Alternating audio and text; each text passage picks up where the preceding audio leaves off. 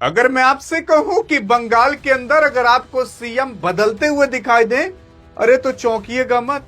अरे इसलिए मत चौंकिएगा क्योंकि बंगाल के अंदर सुप्रीम कोर्ट में ममता बनर्जी की बड़ी जीत हो चुकी है। लेकिन सवाल यह उठता है कि हारने के बाद सुप्रीम कोर्ट में कैसी बड़ी जीत पा सकती हैं आपकी ममता बनर्जी? क्योंकि जब इलेक्शन हुआ तो इलेक्शन के बाद ममता बनर्जी ने कहा कि यह गलत तरीके से इलेक्शन कराया गया है। इलेक्शन कमीशन ऑफ इंडिया और बीजेपी आपस में मिली हुई थी, मिली भगत पूरी तरीके से चल रही थी। एसआईआर के माध्यम से वोट काटे गए थे और उसी को लेकर पूरा झमेला फंस चुका है। लेकिन सवाल उठता है कि कौन सा झमेला? हर बार जो सुप्रीम कोर्ट थी सभी केस को अनदेखा कर देती थी, कहती चलो हटाओ ये वाला। लेकिन इस वाले केस को कह चुकी है कि आइए ममता बनर्जी आपकी सुनी जाएगी।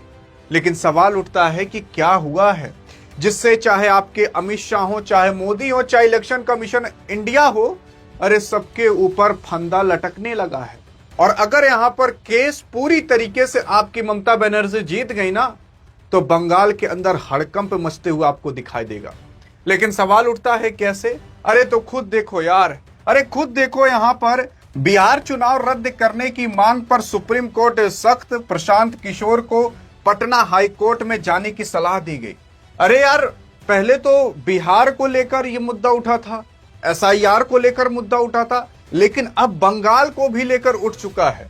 क्योंकि सुप्रीम कोर्ट ने टीएमसी से कहा बंगाल में एसआईआर के तहत वोट जो डिलीट मामले पर अब भाई साहब नई याचिका लगाओ। इसका मतलब यह है कि सुप्रीम कोर्ट ने टीएमसी से कहा कि बंगाल में एसआईआर के तहत वोट डिलीट मामले पर नई याचिका लगाओ।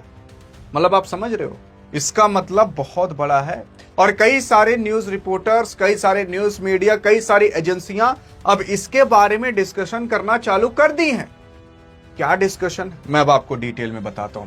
मैं आपको बताने की कोशिश करता हूं कि ममता बनर्जी ने टीएमसी मतलब कहा कि एसआईआर की वजह से हारे बंगाल चुनाव। सुप्रीम कोर्ट ने दिया ये जवाब।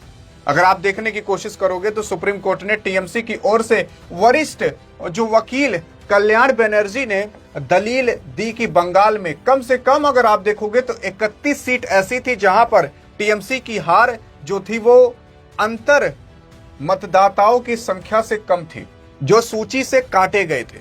और यहीं पर ही जाकर पेच फंस गया। मुझे पता आपको समझ नहीं आया होगा क्योंकि पहली बार में किसी को समझ नहीं आया। अरे करीब 8 से 10 घंटे लग गए रिसर्च करते हुए, तभी आज वीडियो नहीं आ पाई थी। लेकिन अब पता चल जा चुका है कि हुआ क्या है। एक बार आप यार बस आप सोच कर देखो। अभी मैंने 4-5 दिन पहले एक वीडियो बनाई थी और 10-20 दिन पहले एक वीडियो बनाई थी जब ये इलेक्शन नहीं हुआ था।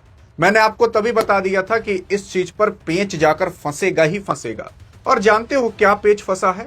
क्योंकि सुप्रीम कोर्ट ने इलेक्शन से पहले कह दिया था, जब एसआईआर हो रहा था, उसने कह दिया था कि ममता बनर्जी आप ना एसआईआर होने दो, आप एसआईआर होने दो। अगर कहीं पर भी आपकी हार होती है या किसी की भी हार होती है और वहां पर जो हार की संख्या है वो काटे गए वोटरों से कम रही, तो हम एक बार वहां पर पुनर्विचार करेंगे।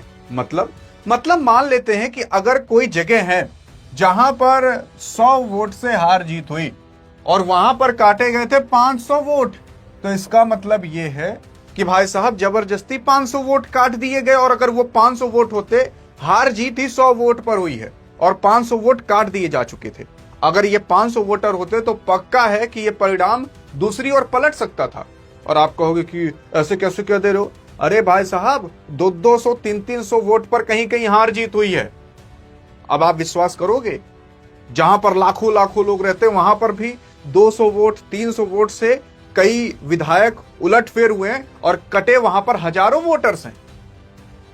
और यही जाकर पेच फंस चुका है। यही सुप्रीम कोर्ट ने कहा था कि अगर कहीं पर भी जो हार जीत की संख्या है, जो हार जीत में वोटर की संख्या, मान लेते हैं कि आप विधायक लड़ रहे हैं, हम भी, आप जीत गए और हम हार गए, और आपके जीत से और हमारे हार से मान लेते हैं आप 200 वोट से जीते, लेकिन आप जिस इलाके से लड़ रहे थे उस इलाके से हम भी लड़ रहे थे, लेकिन वहां पर 500 वोटर काट दिए जा चुके थे पहले से ही।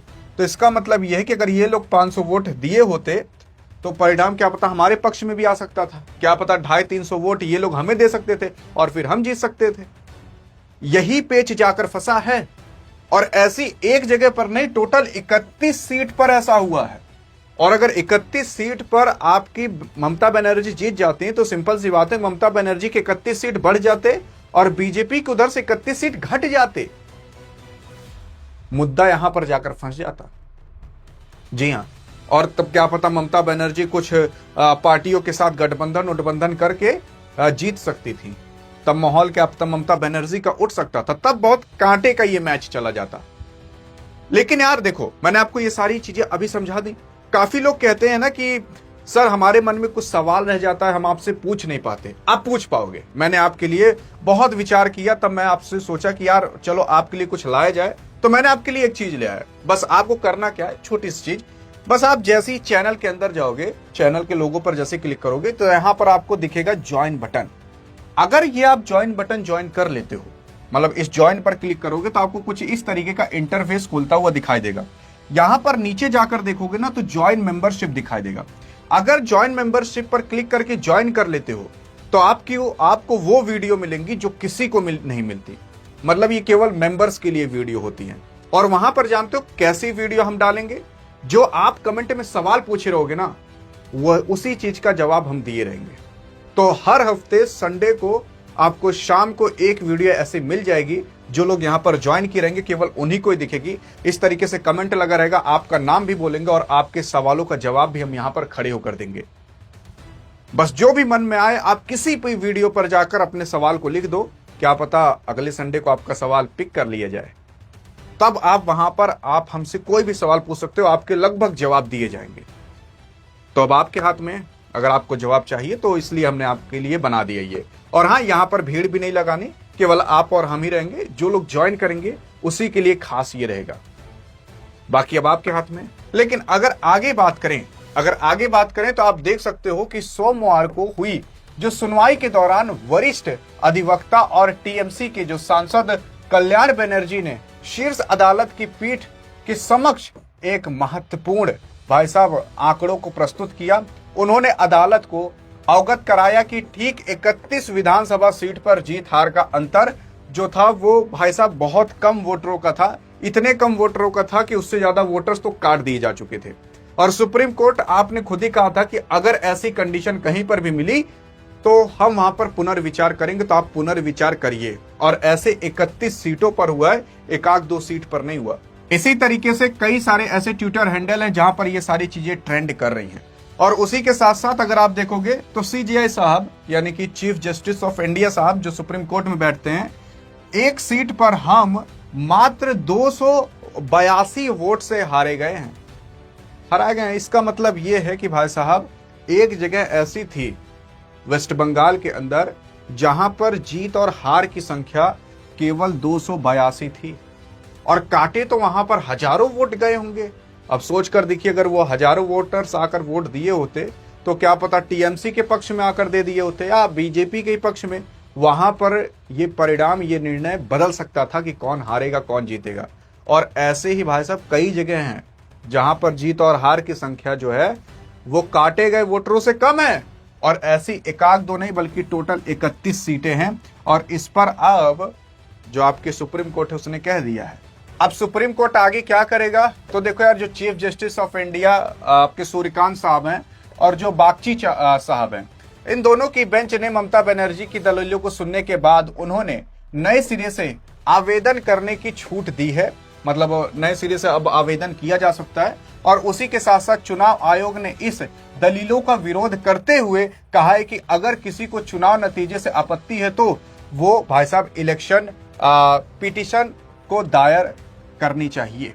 इसका मतलब यह है कि जो इलेक्शन कमीशन ऑफ इंडिया है वो वापस सुप्रीम कोर्ट की बातें नहीं सुन रहा। वो कह रहा है कि अगर किसी को दिक्कत है तो सबसे पहले जाकर इलेक्शन पिटीशन को दायर करे, उसके बाद आगे कुछ मामला देखा जाएगा।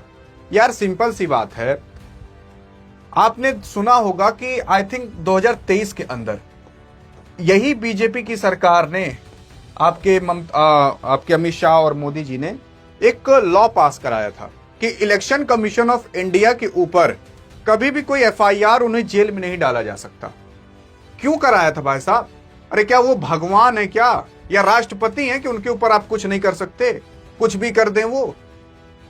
इसी वजह से कोई कुछ कर नहीं पा रहा है। मतलब इन सब चीजों की प्लानिंग बहुत पहले से ही चल रही थी और यही चीज और यही मामला अब जाकर फंस चुका है। और अगर आगे आप देखने की कोशिश करोगे, इसी वजह से भाई साहब कोई भी ज्ञानेश का कुछ कर नहीं पा रहा और इसी वजह से ज्ञानेश भाई साहब सुप्रीम कोर्ट से भी अब नहीं डरता, कह देता कि नहीं सुनेंगे, जाओ जो करना हो कर लो। सुप्रीम कोर्ट को सोचकर देखिए, जिसके सामने ना डीएम एसडीएम की भी हवा टाइट हो जाती है, वहां के जो जज होते हैं ना डांट देते, बैठ डीएम हो चाहे जो हो, इस तरीके से भाई साहब। उसके बाद अगर आप देखोगे तो बंगाल चुनाव धांधली, 27 लाख में से सिर्फ 136 मतदाताओं को सूची में मतलब लाया जा सका था और 99% से ज्यादा अपीलें निलंबित हो गई थी या हटा दी गई थी। 27 लाख वोटर काटे गए थे। और अगर जवाब मांगोगे, अरे तो यार मैं आपको बता रहा हूं, ऐसा पिछली बार भी हुआ था। इलेक्शन कमीशन ऑफ इंडिया से मांगा गया कि अच्छा चलो फोटेज तो दे दो सीसीटीवी की, कि हम अपने माताओं बहनों का फोटेज नहीं दे सकते, एब्स्टीन फाइल में नाम आ जाएगा वो चलेगा।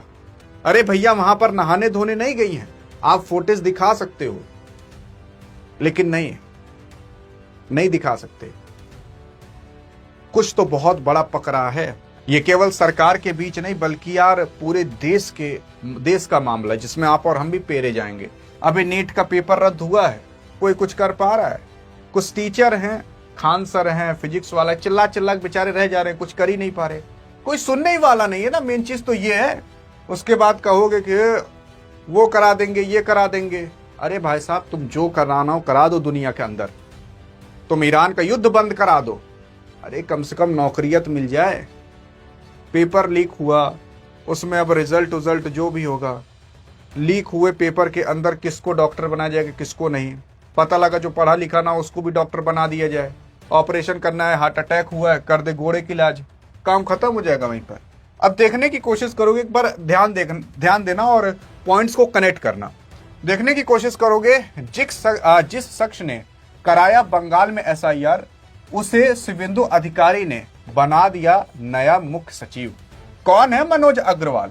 तो मनोज अग्रवाल साहब को भाई साहब मुख्य सचिव बना दिया गया है, क्योंकि बंगाल के अंदर एसआईआर इन्होंने ही करवाया था, सफलता पूर्वक हो गया ना, तो शुभेंदु अधिकारी सीएम बन गए।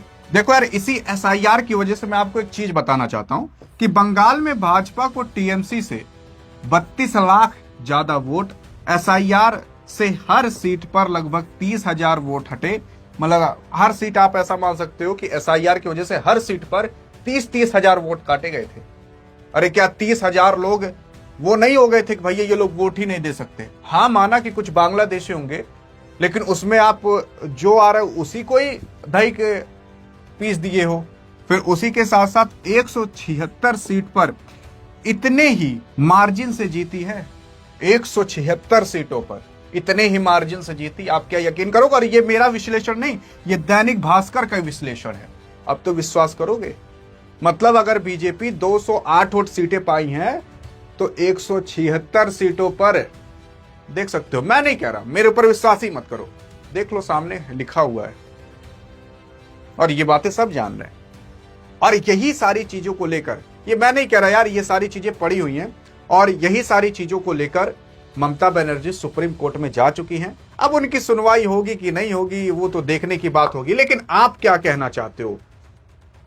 देखो, मैंने अपनी तरफ से कुछ नहीं ऐड किया, मैंने सब कुछ यहां पर जो लिखा है बता दिया। नहीं तो काफी लोग हैं जो बीजेपी को पसंद करते हैं। भाई साहब, किसी को भी पसंद करो, मैं भी पसंद करता हूं, लेकिन जो चीजें वो मैंने आपको बता दी। हाँ जी हाँ, बाकी अगर आपको अपने सवालों का जवाब चाहिए, जो सवाल मन में उठ रहे हो, तो पूछिए बेझिझक। बस अगर आप ये मेंबरशिप ज्वाइन कर लोगे तो आपको अपने सवाल का जवाब भी वहां पर मिल जाया करेगा। संडे को शाम तक मिल जाएगा आपको। बाकी अधिक जानकारी चाहिए तो इस वीडियो में मिलते हैं, तब तक लिए जय हिंद जय भारत।